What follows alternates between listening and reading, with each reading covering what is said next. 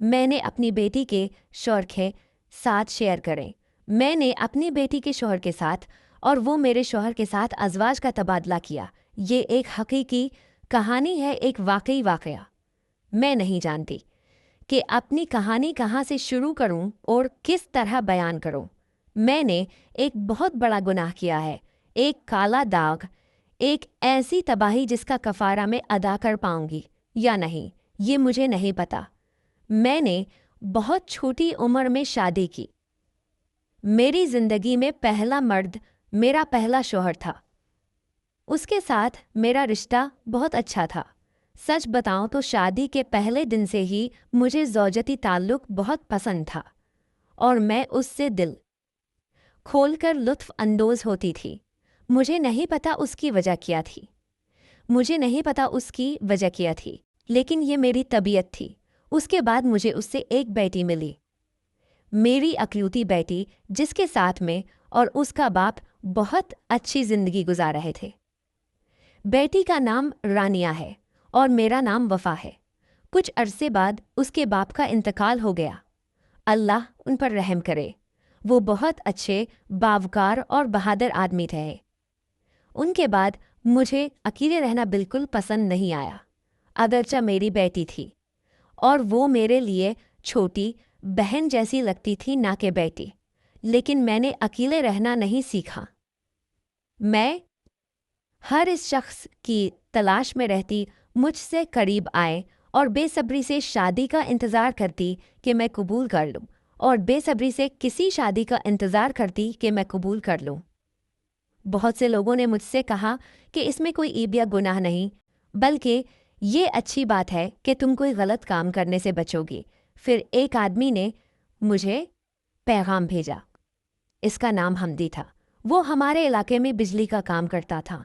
میرے پہلے شوہر کے انتقال کے کچھ عرصے بعد اس نے مجھے اشارے دینا شروع کر دیا کہ وہ بھی اکیلا رہتا ہے اور وہ میرے ساتھ رہنا چاہتا ہے۔ ہم نے شادی کر لی، کتاب پڑھ لی۔ اس دن میں نے اپنی بیٹی کو ایک ہفتے کے لیے اپنی والدہ کے پاس بھیج دیا۔ پھر وہ ہمارے ساتھ رہنے آ گئی۔ رانیہ ہمارے درمیان بڑی ہوئی۔ اس کے لیے حمدی اس کا باپ ہی تھا، کوئی فرق نہیں پڑتا تھا۔ جب وہ حکرم 14 سے 16 سال کے قریب تھی، وہ اس کی عمر تکر 14 سے 16 سال کی ہو گئی اور اس کی شادی ہو گئی۔ اس پورے عرصے میں حمدی اکثر رانیہ کی طرف ایسی نگاہیں ڈالتا جو مجھے اچھی نہیں لگتی تھیں۔ میں اسے ڈانٹتی، حمدی تمہاری آنکھیں کیوں لگی ہوئی ہیں؟ بیٹی سے دور رہو، خود کا احترام کرو۔ وہ کہتا، تم بے وقوف ہو بی بی، یہ رانیہ میری بیٹی جیسی ہے، اس کے باپ میری بیٹی جیسی ہے، اس کے باپ اور مجھ میں کوئی فرق نہیں۔ میں کہتی، تمہاری بیٹی نہیں ہے، میں تم سے کہہ رہی ہوں آنکھیں بند کرو۔ وہ کہتا، وفا تم پر شرم آتی ہے، تم جانتی ہو کہ اس میں کیا ہے۔ سچ بتاؤں تو حمدی کی صحت ٹھیک نہیں تھی، میرے مرحوم شوہر سے بالکل مختلف۔ وہ کمزور سا آدمی تھا، تھوڑا سا چلتا تو سانس پھول جاتی، پسینہ آ جاتا، تھک جاتا۔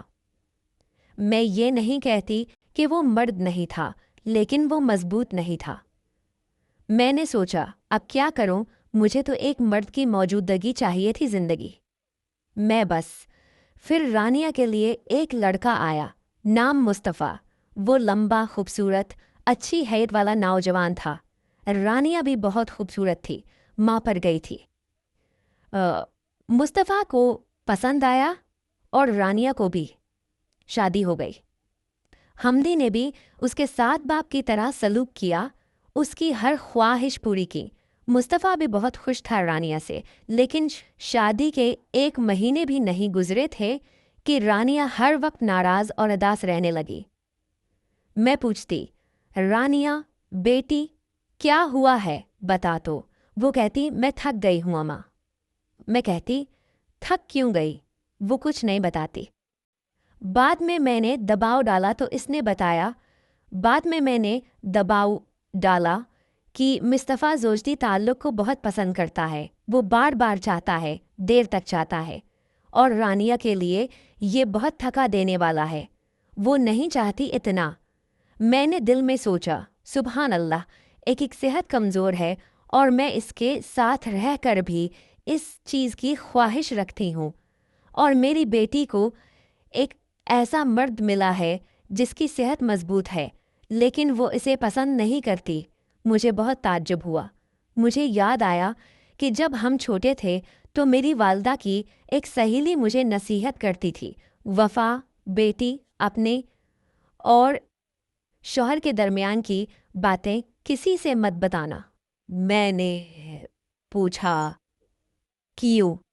तो उसने कहा कि अगर कोई औरत अपने शौहर की कमज़ोरी की आदत हो जाए और फिर किसी दूसरी औरत से सुन के उसका शौहर मजबूत है, इसलिए हर औरत को अपने हाल पर राज़ी रहना चाहिए, इसलिए हर औरत को हकीर समझना चाहिए। उसका कहना बिल दुरुस्त था, लेकिन मैंने रानिया को ये नसीहत नहीं की थी।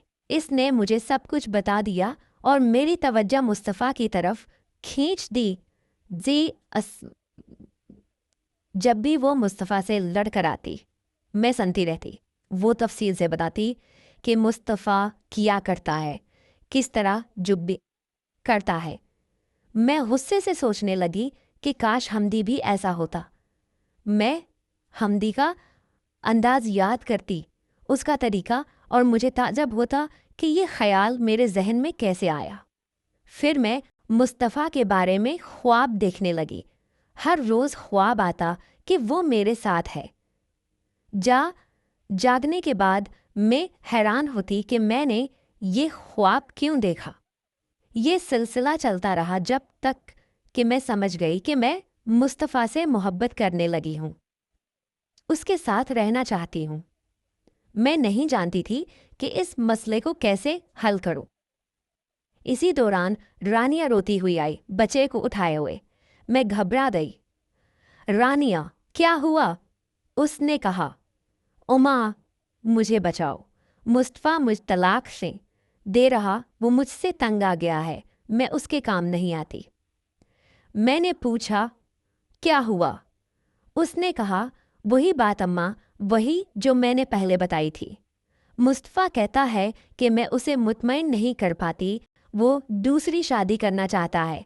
वो कहता है कि उसे हक है, वो एक आदमी की जगह 4 कर सकता है, लेकिन उसके हालात 4 की इजाज़त नहीं देते, उसलिए एक और कर लेगा।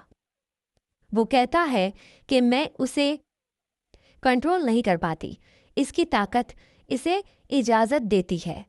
मैंने इसे समझाया, डरो नहीं बेटी, मैं सब ठीक कर दूंगी, तुम मेरी बात सुनो। अम्मा, तुम कैसे ठीक करोगी? मैं थक गई हूँ, मेरी पेट दर्द करती है, वो मुझे रहम नहीं करता। मैं इसे छोड़ना नहीं चाहती। आफिफ की ना तलाक लेना चाहती हूँ। मैंने कहा, मैं तुम्हारे लिए वही हल लाऊंगी जो सबको आराम देगा, तुम तवज्जो से सुनो। फिर मैंने इसे बताया, हमदी की सेहत ठीक नहीं, वो कमज़ोर है। तुम जैसी कमज़ोर औरत इसके लिए मौज़ूं है, और मुस्तफ़ीज़ मुझे मुनासिब लगता है। मैंने बहुत दिनों से हमदी को बर्दाश्त किया है, वो मुझे मुतमईन नहीं करता। अब जब मुस्तफ़ा तुम्हारे पास आया है और वो दूसरी शादी करना चाहता है, तो हम तबादला कर लेते हैं। तुम हमदी को ले लो, मैं मुस्तफ़ा को, तुम फिक्र ना करो, मैं उसे किसी और की देखने नहीं दूंगी। रानिया ने चीख कर कहा, अम्मा, और की तरफ दिखने नहीं दूंगी। ये क्या कह रही हो? मैंने कहा, बेटी शैतान हमारे अर्द गिर्द है। सुनो, बहरहाल वो तुम्हारे पास रहेगा, तुम्हें नहीं छोड़ेगा। जहाँ तक वो सैर नहीं होता, मैं उसे छोड़ दूंगी। इस तरह हम यकीनी बना लेंगे कि वो किसी और के पास ना जाए, मेरी बेटी हो या अज ना जाए। तुम मेरी बेटी हो या कोई अजनबी। रानिया ने सोचकर कहा, लेकिन मैं कैसे मुमकिन है? मुस्तफ़ा और हमदी राज़ी होंगे। मैंने कहा, तुम फिक्र ना करो, मैंने हर चीज़ का बंदोबस्त कर लिया है। क्या तुमने कभी गौर नहीं किया कि हमदी तुम्हें किस तरह देखता था? तुम बेवकूफ़ बन रही थीं। उसने कहा, लेकिन अम्मा तुम ही तो उसे डांटती थीं। मैंने कहा, अब हालात बदल गए हैं। अब हम एक दूसरे के घर बर्बाद नहीं करेंगे। मैं हमदी से तंग आ चुकी हूँ, तुम मुस्तफ़ा से। हम अपने घर आबाद करेंगे। मैंने उसे कायल कर लिया। वो मुस्तफ़ा के साथ रहना चाहती थी। वो अच्छा और आरामदेह था। सिर्फ इस एक बात में मसला था, मैं हमदी से तंग आ चुकी थी। मैंने कहा, आज से हम अपना मंसूबा शुरू करते हैं। मैं तुम्हारे पास आऊँगी। उसने पूछा, क्या करूँगी अम्मा? मैंने कहा, मैं आकर तुम्हारे और मुस्तफ़ा के दरमियान सुलह करवाऊँगी। तुम कोई फिक्र ना करो। इस दिन मैंने एक हल्का सा कमीज़ पहना और रानिया के पास चली गई। वो खाना बनाने लगी। मैं मुस्तफ़ा के पास बैठी और कहा, मुस्तफ़ा बेटा, क्या बात है? वो मुझे हैरत से देखने लगा। मैंने पहली बार उसके सामने हल्का लिबास पहना था। इसका चेहरा सुर्ख हो गया। वो मुझे देखने से ग्रीस कर रहा था। मुस्तफ़ाती, मैं तुम्हारी माँ जैसी हूँ, आदी हो जाओ। रानिया ने मुझे कि तुम्हें थोड़ा सले के बारे में बताया है। मैंने सुना है कि तुम्हें थोड़ा सब्र करना चाहिए। मैंने सुना है कि तुम इस मामले में बहुत सख्त हो। इसने कहा, माँ, मेरा ये मतलब नहीं। लेकिन मैंने कहा, इस खल कर बात करो, इसमें शर्म की कोई बात नहीं। मैं चाहती हूँ कि तुम दोनों खुश रहो। इसने बताया कि रानिया इसका साथ नहीं दे पाती। हर बार थक जाती है, रोती है, बच्चे जैसी बन जाती है। वो मुतमिन नहीं होता। मैंने कहा, कोई बात नहीं बेटा। मैं भी एक बात नहीं बेटा, मैं तुम्हें एक बात बताती हूँ। मैं भी तुम्हारी तरह ही हूँ। हमदी की दोनों एक दूसरे के लिए मंजूर है। रानिया मोजो हो। इसने हैरत से देखा। मैंने आहिस्ता आहिस्ता बात आगे बढ़ाई। रात हो गई। हमने खाना खाया, हंसी मजाक की। सोने से पहले मैंने फिर कहा, मुस्तफ़ा, मेरे पास तुम्हारे मसले का हल है, लेकिन मुझे नहीं पता कि तुम इस रास्ते पर चलोगे या नहीं। इसने कहा, कहो माँ, मैं सुन रहा हूँ। मुझे कुछ नहीं खोना। मैंने कहा, मुस्तफ़ा, मैंने हमेशा तुम जैसे मर्द की तलाश की है। मेरे मरहूम शौहर तो बहुत अच्छे थे, लेकिन हमदी से मुझे धोखा हुआ। उसकी सेहत कमज़ोर है। मैं तैयार हूँ कि हम तबादला कर लें। वो 10 मिनट तक खामोश रहा, हैरत ज़दा। मैंने कहा, तुम सोचते ही रहोगे या कुछ कहोगे? उसने कहा, लेकिन माँ, ये कैसे मुमकिन है? ये ठीक नहीं लगता। मैंने कहा, बहुत से लोग ऐसा करते हैं, लेकिन वो अजनबी होते हैं। हम तो एक ही घर के हैं, कोई शक नहीं करेगा। तुम मेरे दामाद हो, मैं तुम्हारी सास। हमारे दरमियान आने जाने में कोई बात नहीं, और हमदी को मैं संभाल लूँगी। इसने सोच कर कहा, और हमदी? मैंने कहा, इसे छोड़ दो। मैंने कहा, इसे छोड़ दो मुझ पर। मैं सब ठीक कर दूँगी। कल तुम सब हमारे यहाँ खाने आओ। अगर कोई नया मसला हो तो हम मिलकर हल कर लेंगे। मैं तुम्हें नहीं छोड़ूंगी। मैंने ये कहकर वापस आ गई। शैतान मेरे साथ था। दूसरे दिन मैंने रानिया को फ़ोन किया और कहा, मैं चाहती हूँ कि तुम आओ। हमदी तुम्हें हमेशा देखता रहता है, अब तुम इसका जवाब दो। इसने हचकचाते हुए कहा, ठीक है अम्मा। मैंने कहा, जो कुछ हम कर रहे हैं वो सबको आराम देगा। मैं तुम्हारी भलाई के लिए कर रही हूँ। हालांकि हकीकत में मैं अपनी भलाई के लिए कर रही थी। मैं मुस्तफ़ा के लिए पागल हो रही थी। हमदी घर में बैठा रहता था। वो रानिया की तरफ देखता रहा।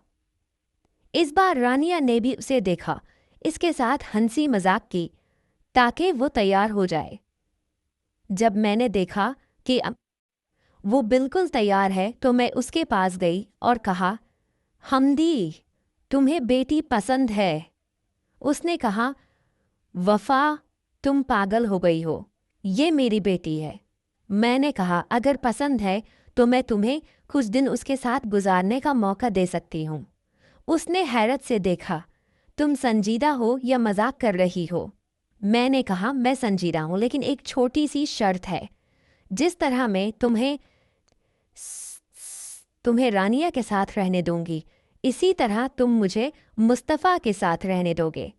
उसने कहा, तुम पागल हो गई हो, तुमने दिमाग खराब कर लिया है। मैंने उसे समझाया, रानिया तुम्हारे लिए मौजूद है, उसकी सेहत कमज़ोर है जैसे तुम्हारी। मुस्तफ़ा मुझे ज़्यादा पसंद है। मैंने तुम्हारे साथ एक लम्हा भी वो लुत्फ़ नहीं उठाया जो मेरे मरहूम शोहर के साथ उठाती थी। अब मौका आया है, हम सब अपनी ज़िंदगी बदल सकते हैं। वो सोचता रहा। आखिरकार उसने कहा, ठीक है, मैं राज़ी हूँ। मैंने मुस्तफ़ा को फ़ोन किया, कल तुम सब हमारे यहाँ खाने आओ। तुम 2 दिन हमारे यहाँ रहोगे, तुम 2 दिन हमारे यहाँ रहोगे, जितना मर्जी रहूं, बराह रास्त। उसने